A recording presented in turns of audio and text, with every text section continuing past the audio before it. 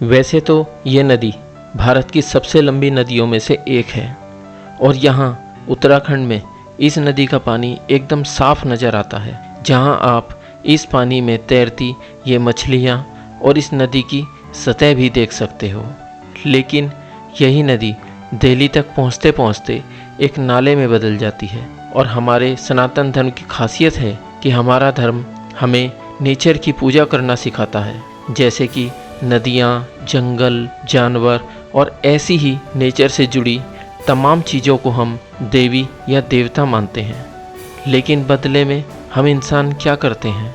सिर्फ गंदगी।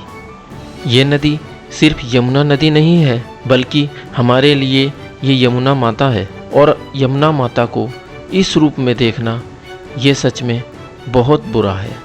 तो अपनी इस बात को यहीं पर रोककर मैं आपको लिए चलता हूँ एक बहुत ही सुंदर और पवित्र स्थान पर। खूबसूरत सा दिखने वाला मसूरी शहर, जिसे कि पहाड़ों की रानी भी कहा जाता है। इसी मसूरी शहर से 78 किलोमीटर की दूरी पर यमुना नदी के किनारे बसा सुंदर सा गांव लाखामंडल। लाखामंडल एक प्राचीन हिंदू मंदिर परिसर है। यह प्राचीन मंदिर भगवान शिव को समर्पित स्थापत्य शैली में बना हुआ है, जो कि गढ़वाल और हिमाचल राज्य के पहाड़ी क्षेत्रों में आमतौर पर देखने को मिलती है। सी लेवल से 4000 फीट की ऊंचाई पर बसा ये खूबसूरत गांव है लाखामंडल।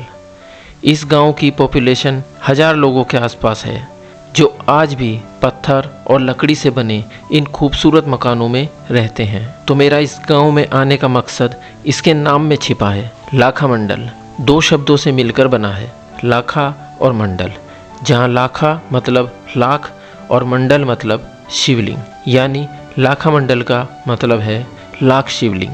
ये लाख शिवलिंग देखने को मिलते हैं इस गांव के बीच में बने इस शिव मंदिर में। लोकल्स के मुताबिक यहाँ खेत बनाते वक्त शिवलिंग पाया गया था और तभी से यहाँ शिवलिंग और मूर्तियों के मिलने का सिलसिला शुरू हुआ और आज तक करीब 1.25 लाख शिवलिंग और मूर्तियाँ यहाँ से निकाली जा चुकी हैं। तो यहाँ पर देखो, ये पत्थर काफ़ी करीब है मेरे। तो ये जो इस तरह के शेप के पत्थर हैं यहाँ पर खुदाई में निकलते रहते हैं। ये न जाने कितने सालों पुराने होंगे और पूरा शेप शिवलिंग का दे रखा है। इस तरफ से ये पानी निकलता होगा, तो इस तरह के पत्थर खुदाई के दौरान निकलते हैं। यहाँ देखो, ये एक और पत्थर है। ये कितने सालों पहले इस पत्थर को काटा गया होगा।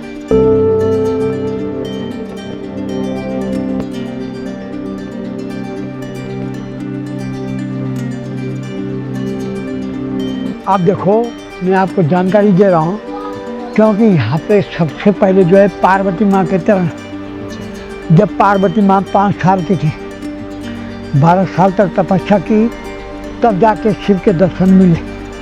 फिर अंदर अखंड ज्योत जली है।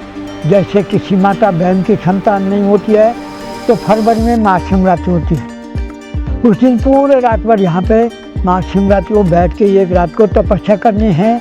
अगर किसी की तपस्या सिद्ध हो गई, संतान की प्राप्ति भी मिल सकती है शिवरात्रि के दिन। फिर अंदर गणेश भगवान है, सूर्य भगवान है, काल भैरव है, शेषनाग है, विष्णु भगवान है, कई रूप अंदर है। फिर यहाँ पे 4 युग के ज्योतिर्लिंग है। अंदर वाला सतयुग का है, जिसकी खोज है गाय माता ने की। नदी पार से एक राजा की गाय आती थी, अंदर दूध की धारा देके अभिषेक पूजा करती थी। उसी गाय माता ने इस मंदिर की खोज की और हम लोगों को पुजारी लाया गया। ये त्रेतायुग का शिवलिंग है। जब रामचंद्र जी वनवास गए, हनुमान जी उनके साथ लाल बन के गए। ये द्वापर युग में जब किशन जी का अवतार हुआ, किशन भगवान हरे भरे थे, छोटे थे, ग्वाल बाल थे, हरे रूप में हैं।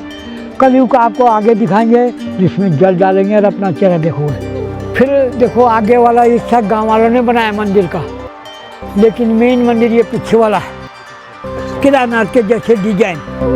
पूरे भारत में मंदिर अच्छे होंगे, बनावट अच्छे होगी, लेकिन गाय माता के पाँव के निशान कहीं नहीं होंगे।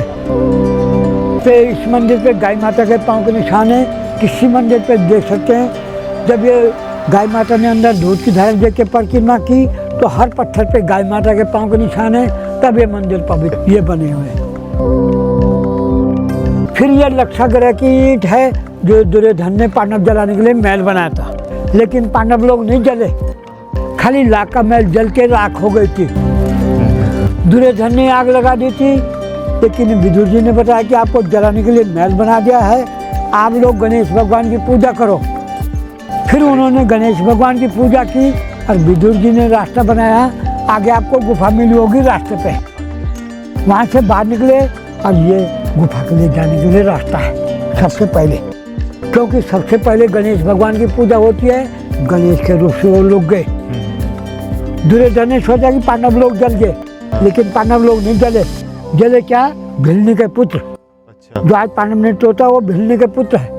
और पांडव लोग तो गुफा से बाहर निकल के दूसरा धाम कहाँ है? बद्री धाम। माना गांव के ऊपर चारों भाई और द्रौपदी माता समाप्त हो गई, लेकिन ये कुत्ता और धर्मराज युधिष्ठिर छोड़ नहीं पहुंचे। फिर देखो ये सतयुग में द्वारपाल, द्वापर में है देव और दानव, अच्छा।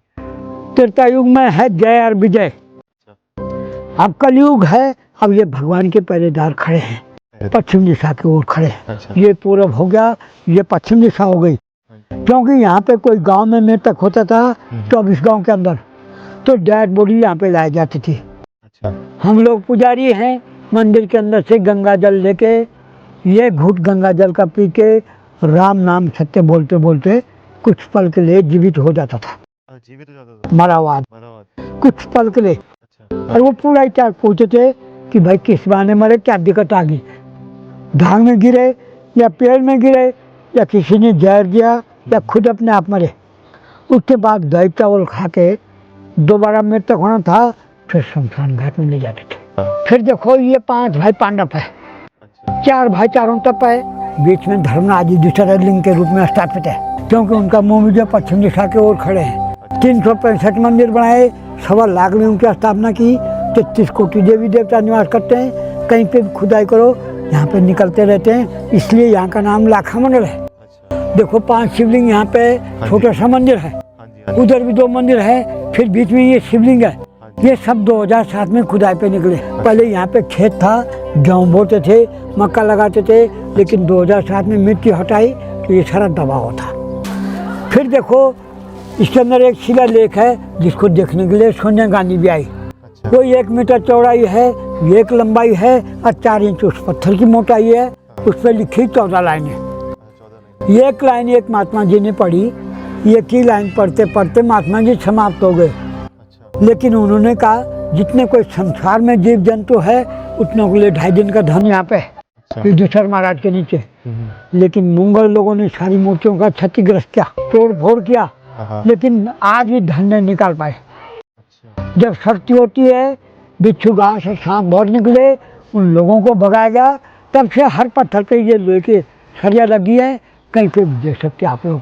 देखो उस समय कान लोहा था और क्या सोच थी और कैसे उन लोगों ने लाया।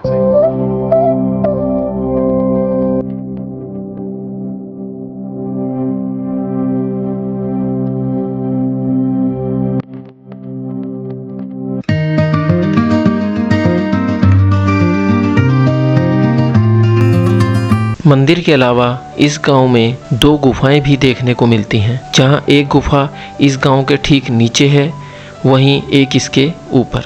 समय की कमी के कारण मैं ऊपर की गुफा तक नहीं गया, लेकिन नीचे की गुफा मंदिर जाने वाले मार्ग में ही पड़ती है, तो इस गुफा को मैं आप लोगों को दिखाता हूँ। ये है प्राचीन पांडव गुफा। ये वही गुफा है जिसमें से पांडव लाक्षागृह के सुरंग के माध्यम से बाहर निकले थे। और इसी के साथ मैं पहुंचता हूं इस कहानी के अंतिम पड़ाव पर। मैं बस इतना कहना चाहता हूं कि लाखा मंडल पहाड़ों पर बसा एक खूबसूरत गांव है, लेकिन इसकी खूबसूरती से भी बढ़कर अगर कुछ है तो वो है इसकी हिस्ट्री। शिव और पार्वती की कहानी, गाय के पैरों के निशान, लाखों शिवलिंग और मूर्तियाँ, ये तमाम चीज़ें गवाह हैं लाखा मंडल के एक कमाल के इतिहास की, और यही चीज़ इसे और खूबसूरत बनाती है।